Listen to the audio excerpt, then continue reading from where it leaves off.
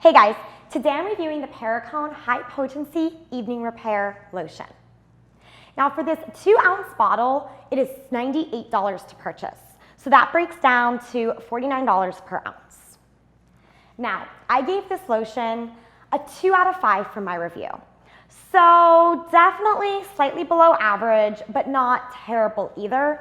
But in my opinion, there's just better options out there.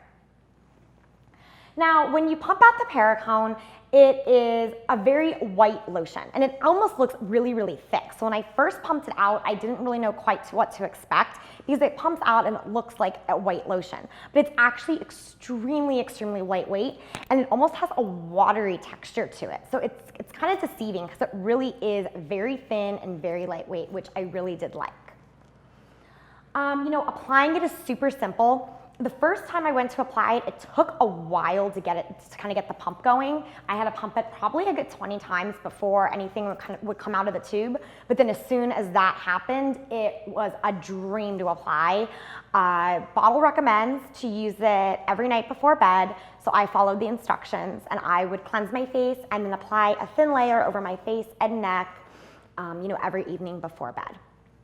So it was super, super simple. As soon as it hits your skin, it does begin to dry. It's definitely never sticky or greasy, but you definitely feel kind of dewy. Like my hands still feel slightly dewy.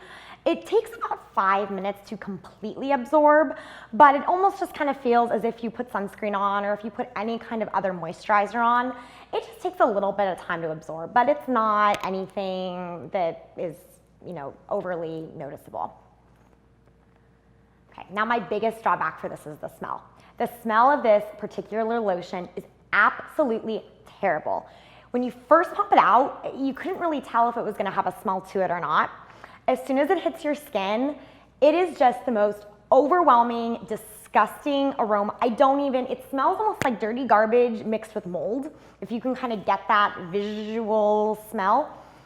Almost to the extent when I walked out of my room after applying it, someone actually noticed how terrible it smelled and said, "Oh God, what is that?"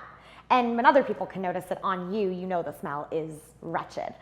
And unfortunately, it doesn't dissipate anytime soon. It takes about a good 30 minutes to dissipate. So that was a terrible drawback for me. Now, that being said, I was really going to need to be wowed by the results to overcompensate for the terrible smell if it was going to be a product that I would recommend. And it just fell slightly short. It did slightly improve my fine lines and wrinkles. And I did notice that my skin appeared slightly firmer. My skin appeared a little bit drier. I did have to apply more lotion and more moisturizer to really give myself that traditional hydrated look that I have. But I never got red or blotchy or had any side effects from it, but it definitely did dry out my skin. And like I said, I just didn't love my results enough to say, hey, it's worth using to overcompensate the smell. So, overall, 2 out of 5 for this product. I think that I have normal to dry skin, and it was definitely a little drying. If you have normal to oily skin, I think that you won't notice those drying effects as much. It did do something for my skin, but I think that especially for the cost, you're forced to buy a 2-ounce tube at $98. So because it is slightly higher price because you have to buy it in bulk and the horrific smell, I just think there's better options out there, but at the same time, it's something where, it could go either way.